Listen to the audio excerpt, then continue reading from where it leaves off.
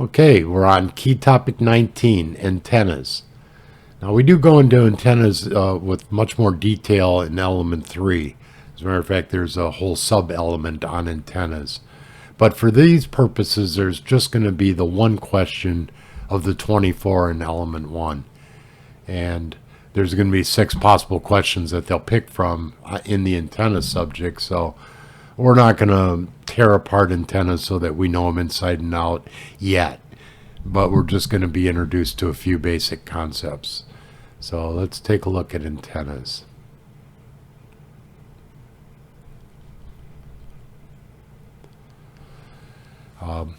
The standard that we use in marine and most cases of aviation is this standard little pole or a whip type antenna.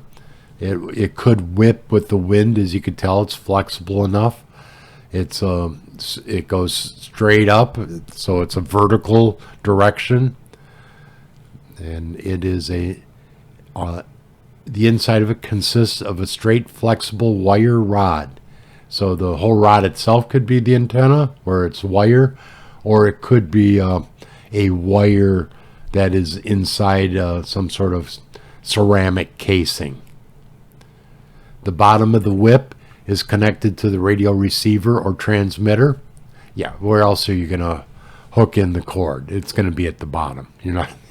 There's no place to put your coaxial cable in. And of course, the other end connects to the receiver transmitter of the coax. A whip antenna is a form of a monopole antenna. Now, a monopole is basically mono is 1, di is 2, tri is 3, but a monopole basically means it's just one pole, and it is, in this case, standing upright. It could be one pole that is pointing horizontally, but we don't really use those. We do use the one that is pointing upwards. A vertical monopole and a vertical dipole antennas have an omnidirectional radiation pattern, radiating equal radial power in all azimuth directions, and that's perpendicular with the antenna's axis. And you can see the illustration in the middle. It does show the elevation pattern, and on the right it's the azimuth pattern. So basically how far out it goes. And you notice it's omnidirectional, so it goes, omni is all. It goes in all directions equally, north, south, east, west, north, northeast, etc. It radiates in all patterns. All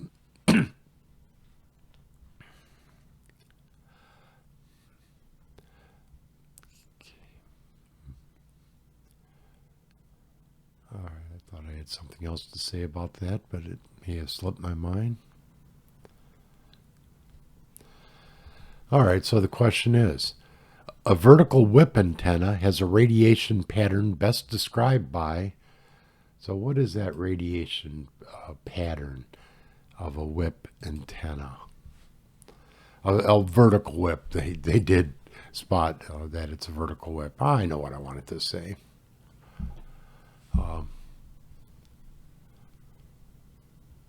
Okay.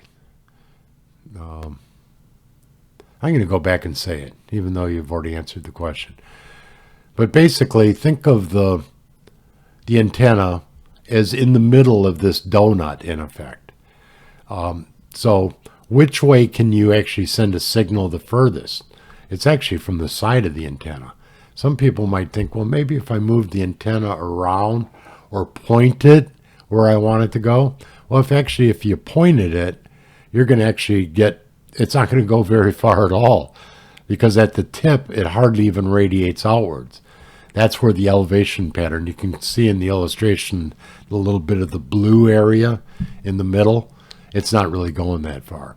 So basically, if you want your antenna to radiate the furthest, you're going to actually have to hold it vertically or sideways to the ultimate destination. All right, so we'll go back to the radiation pattern.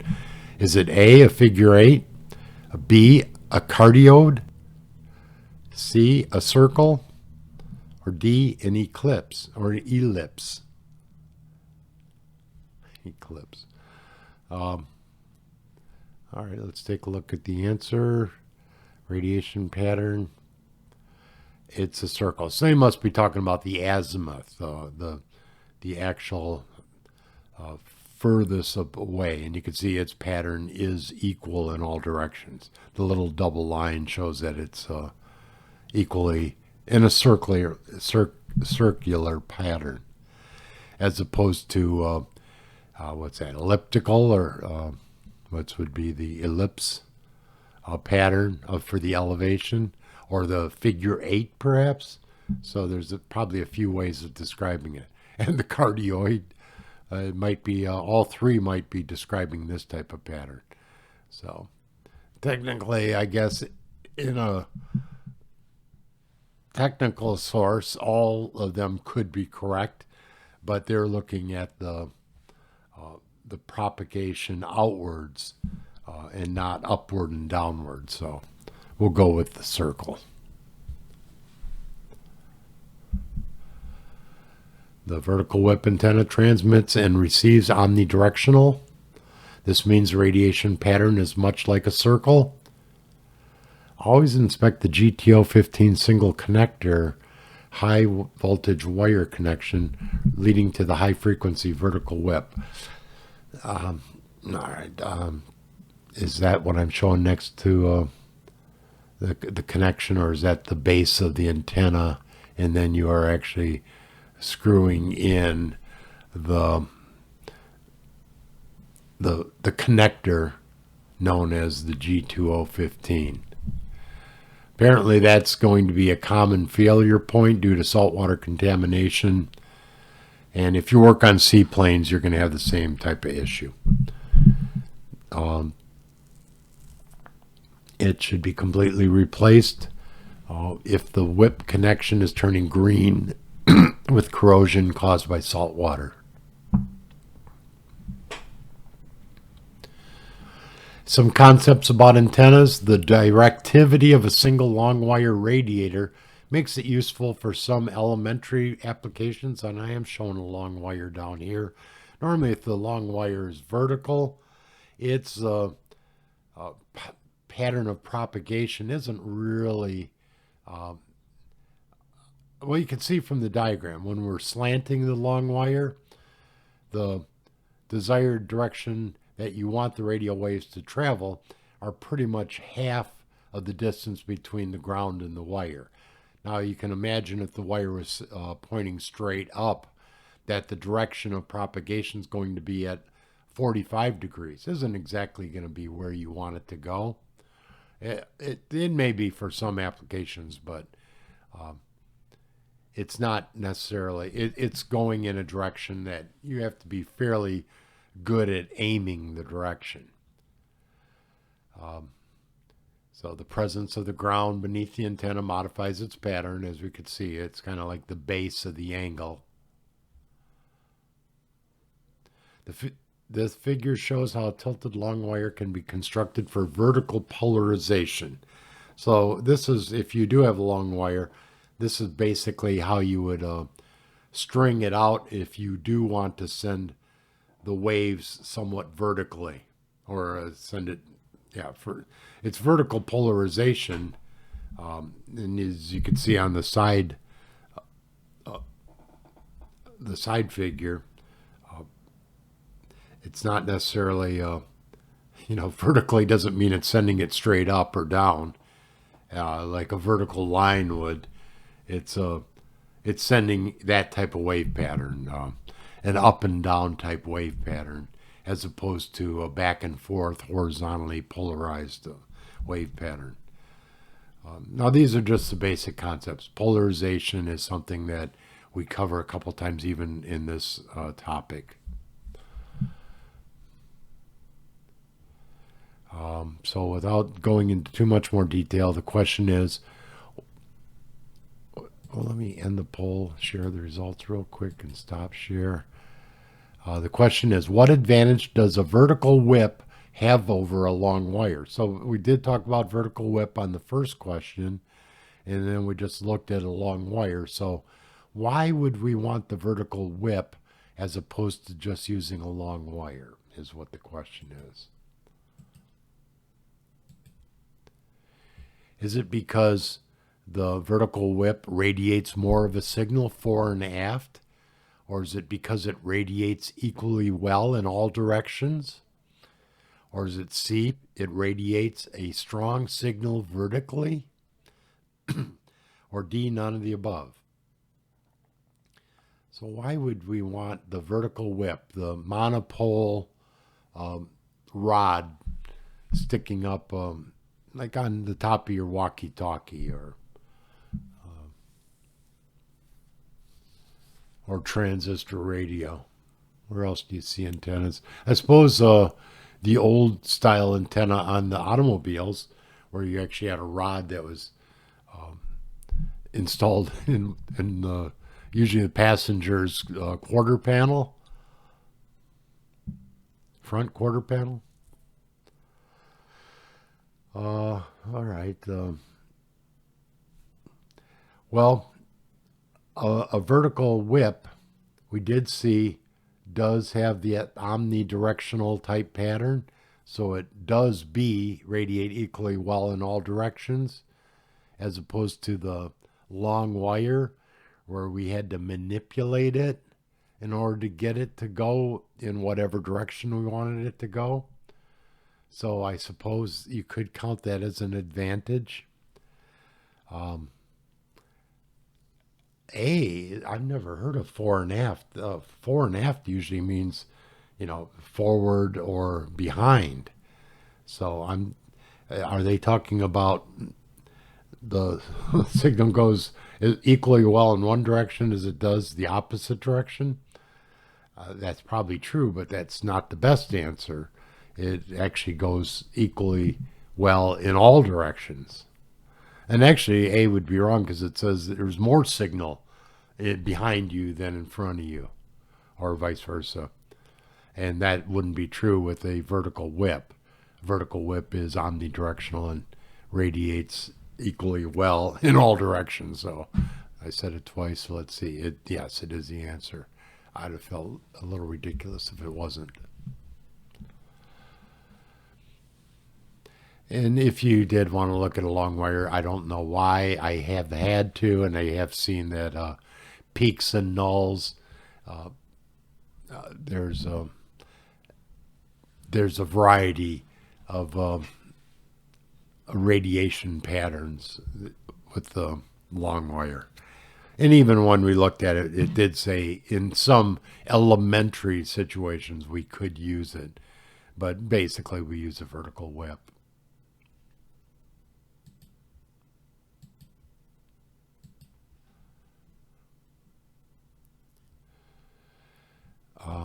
There is a regulation under GMDSS.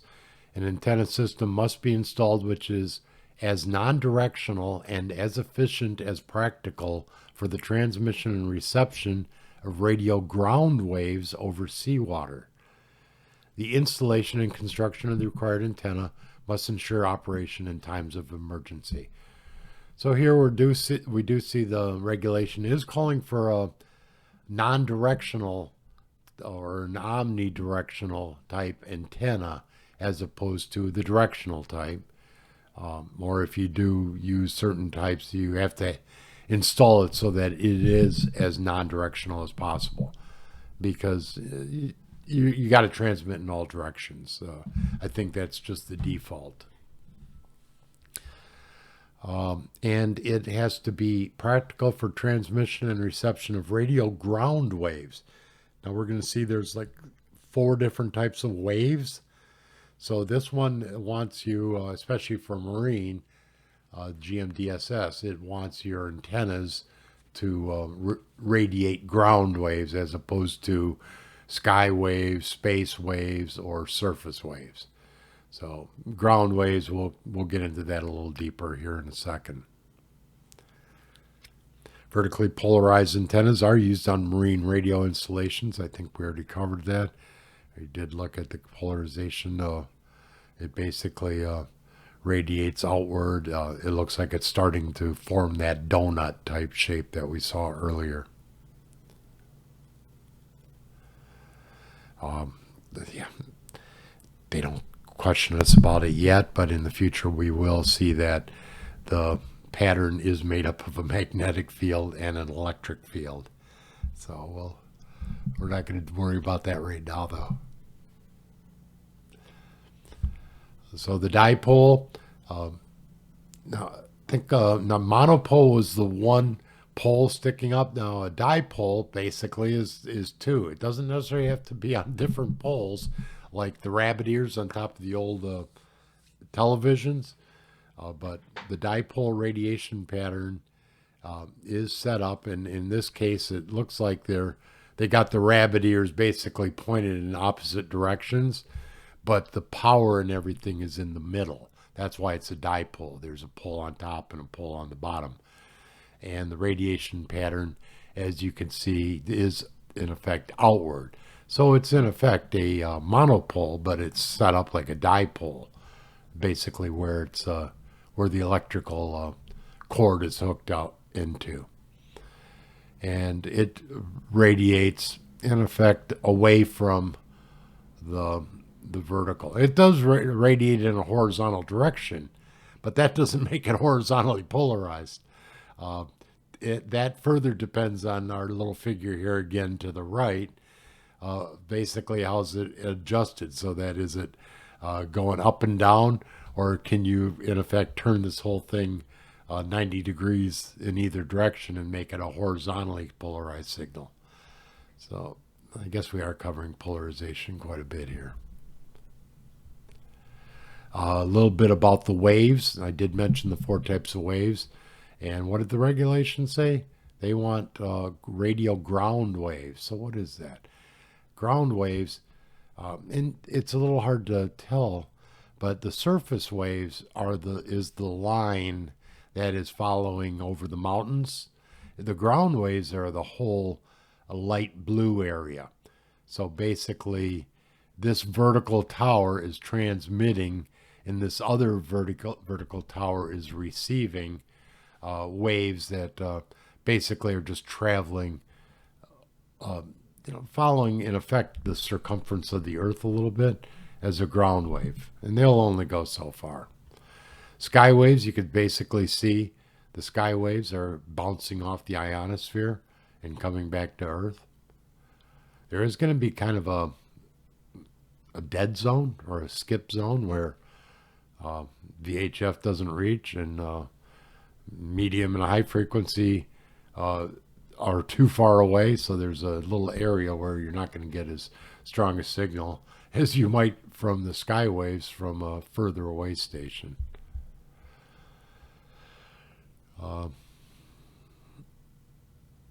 I think we get into this a little deeper in the antenna section. Right now, it sounds like I just described the ground wave as a space wave, and you can see there's a little difference, and we may look at the definitions of those closer, but probably also not right now.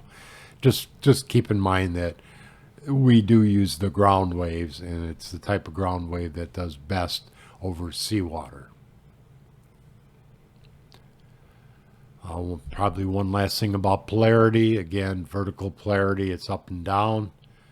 Horizontal polarity is like basically you're taking your rope or your hose that's laying on the ground, and you're whipping it back and forth. You can make this snake type pattern. That might be a better way of describing it. It's kind of like a snake moves on the ground, as opposed to the grasshopper hopping over the ground. I'll have to work on that grasshopper part, but the snake part does work well. A horizontally polarized surface wave is constantly in contact with the surface of the Earth and completely attenuated over a short distance. On the other hand, a vertically polarized surface wave dips in and out of the surface and suffers less attenuation. So that's the effect of polarity on the attenuation of surface waves. And I think just by using the word attenuate, we kind of have an idea of what that means without looking up the explanation.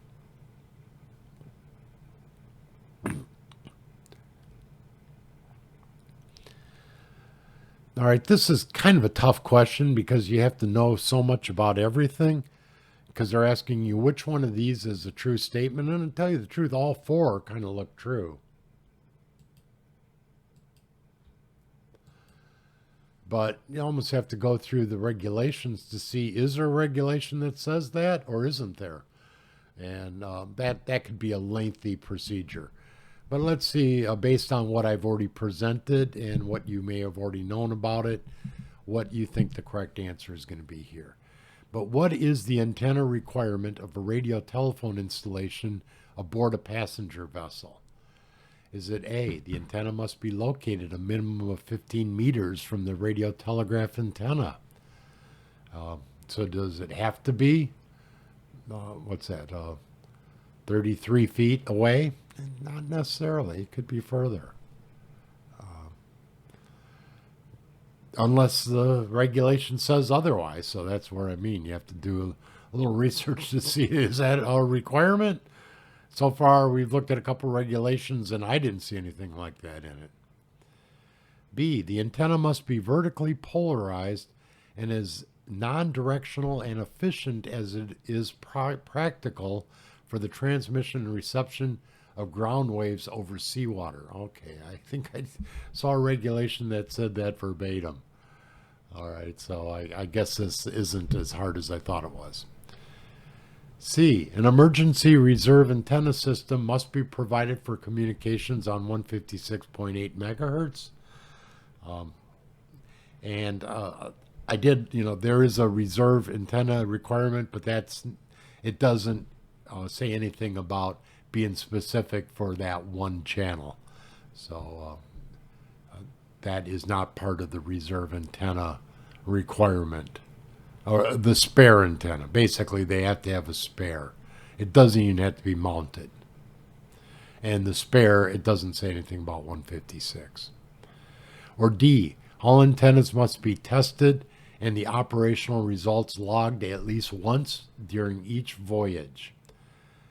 Again, that's may or may not be true. I stopped researching after I got through B and said, oh, that hits it on the nose. So, yeah, I like B also. So basically, the requirement is that it be as non-directional as possible. I don't think the statute or the regulation actually said use the words vertically polarized, but that is what is required to accomplish what they want to accomplish. But they did have the requirement of non-directional efficiency, and they did also mention ground waves over seawater.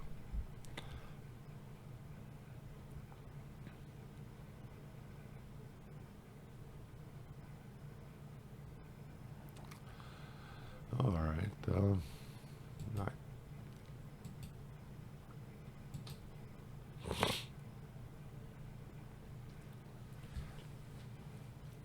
Couple other requirements. They do have similar requirements for both coast stations and for ship stations.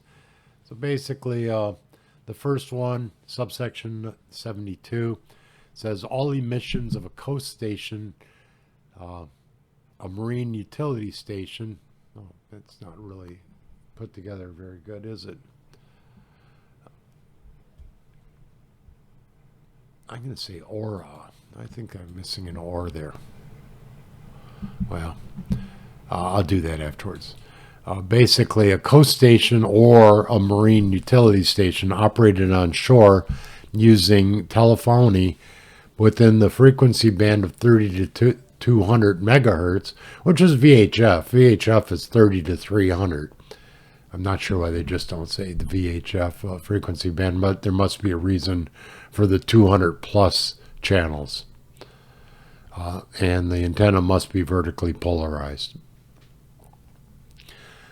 So we do have a a regulation requiring vertical polarization. And what is this? So if you're on the coast,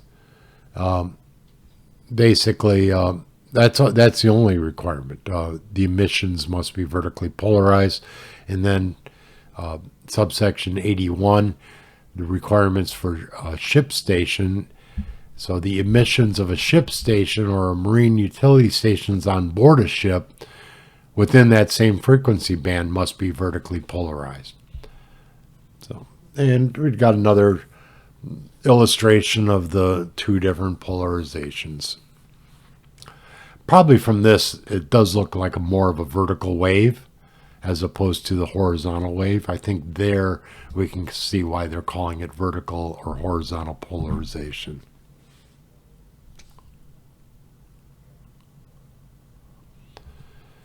What are the antenna requirements of a VHF, telephony, coast, marine utility, or ship station? So they're basically asking both, which coincidentally they are the same. The requirements. Why didn't they just put it all in one regulation? Well, that's the way rules are written. I'll share the results of the last poll. And I'll relaunch a poll for this question here. So what are the antenna requirements? A, the shore or onboard antenna must be vertically polarized. Well, I'm glad they didn't say anything else. They might have talked me out of the answer, but what they did say sounds like the requirements of both. B, the antenna array must be of a type accepted for 30 to 200 megahertz operation by the FCC. Well, there was a statement that said if you're going to operate in that band, that, but it doesn't really say anything about a type certificate from the FCC. That's more of an FAA type item. We don't really have, like, it's the first I've kind of noticed that type certificates might be a part of the FCC also. It's something that we don't necessarily deal with because we don't make modifications on radios. C, the horizontally polarized antenna, so far no good, must be positioned so as to not cause excessive interference to other stations. They tried to hide it. We do not want to cause excessive interference, but we're not going to be using a horizontally polarized antenna because both ship and shore are going to require vertical. D, the antenna must be capable of being energized by an output in excess of 100 watts. We didn't see a regulation on that, so it's tough to search to make sure there is no regulation that says that. It's a lot easier to find the regulation that says something than to find one that doesn't say it. Can you swear that you've read all 200 books and that none of them contain this following sentence? Yeah, it's difficult to do a quick search on that, or even a quick scan.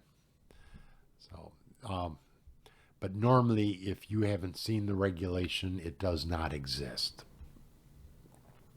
So yes, A, it must be vertically polarized in both situations. They are referring to both of the regulations.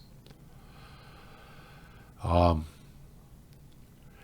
requiring that all antennas are polarized the same way, the chance of receiving ground wave radio signals properly is greatly increased.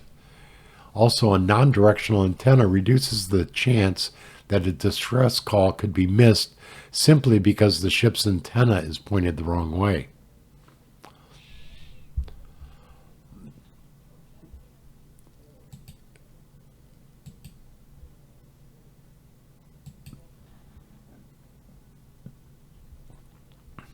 The most common type of GMDSS VHF antenna is the vertical whip.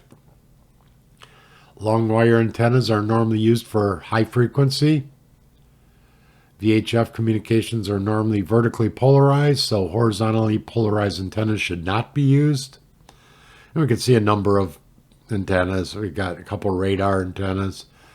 We see on the left a VHF antenna. There's the other illustration on the right. We've got the 35-foot high frequency vertical, and on the other end we have a 500 kilohertz medium frequency vertical. Quite an elaborate antenna there. The smaller ones look like they're radar and television, which are television is a mini dish pointed at the satellites or into the sky.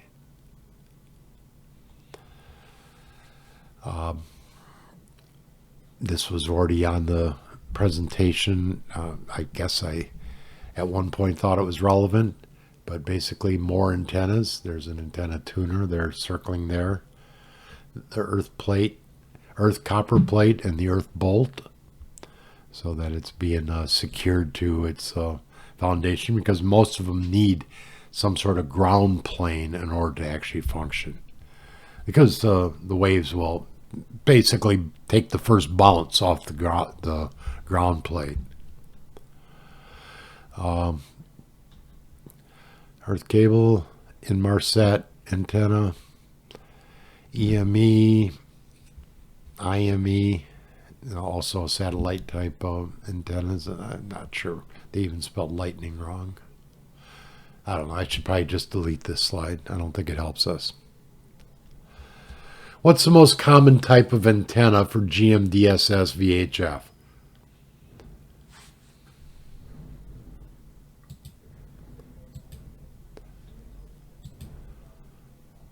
The most common type of GMDSS antenna: A, horizontally polarized circular antenna; B, long wire antenna; C, both of the above; or D, none of the above.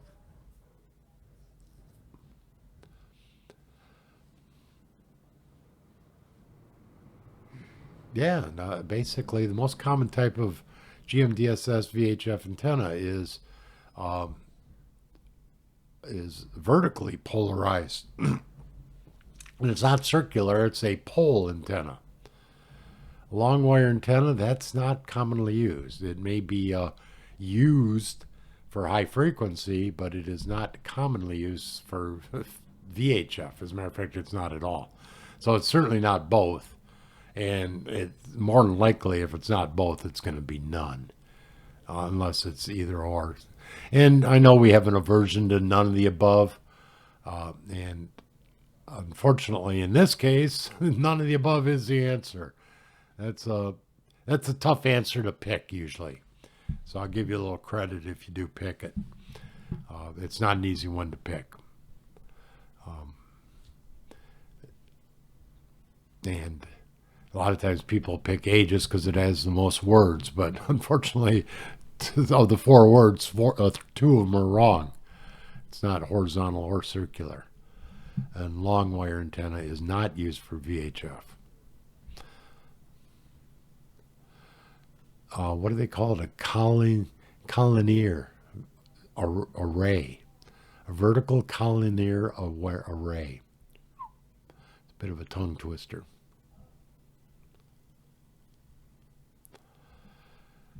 I don't know if I have this. This was also left over from the prior presentation.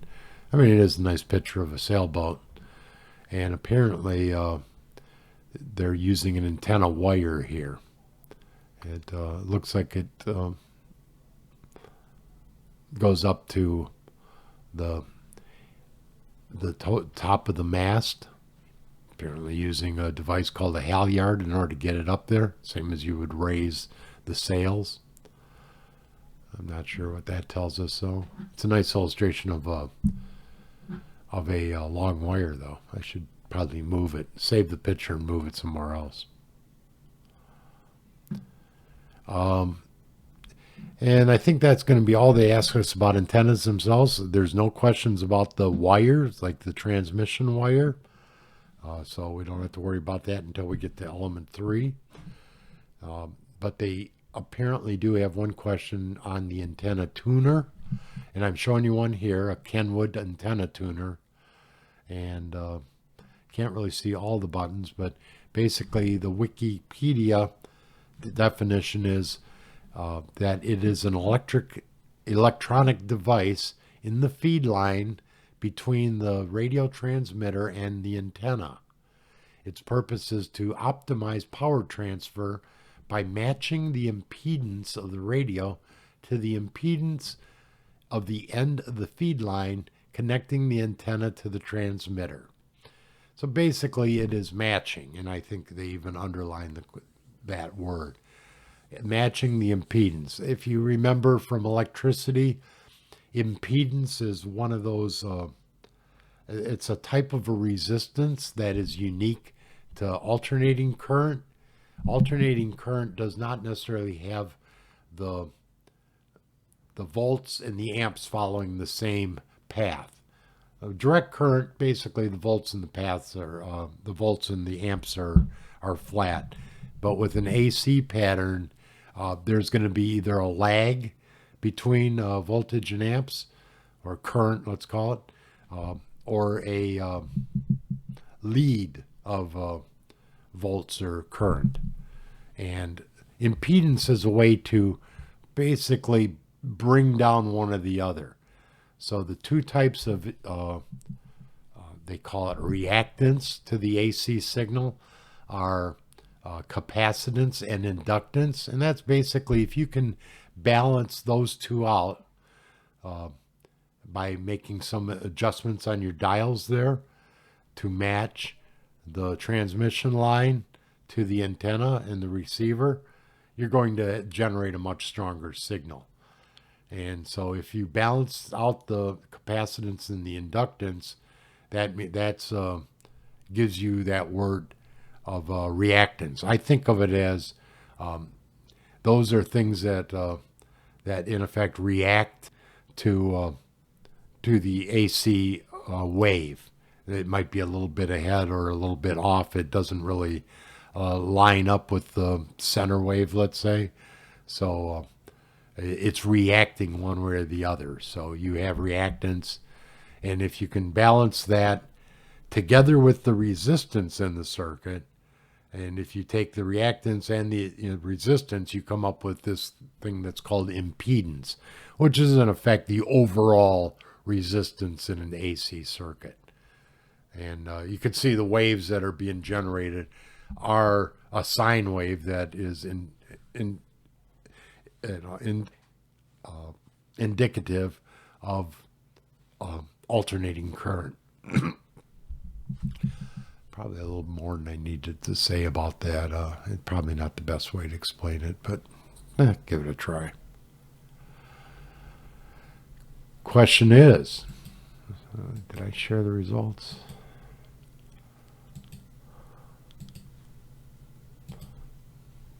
What is the purpose of the antenna tuner? Luckily, they don't want you to explain anything about reactance, inductance, capacitance, impedance, resistance. Basically, they just want generally, what is the purpose of the antenna tuner? A, it alters the electrical characteristics of the antenna to match the frequency in use. B, it physically alters the length of the antenna to match the frequency in use. C, it makes the antenna look like a half-wave antenna at the frequency in use. Or D, none of the above. All right, so basically the broadest answer does seem to be that it does alter electrical characteristics, which it does. You're adding more inductance or capacitance into the circuit. How do you do that? With inductors and capacitors. I think we've already used both in our radio project. So we did look at the different options, and we do like altering the electrical characteristics of the antenna. This part about physically altering the length, now there is going to be one of our devices that does that, and it does, I believe, use the word tuner, but that's not exactly what they're looking for here.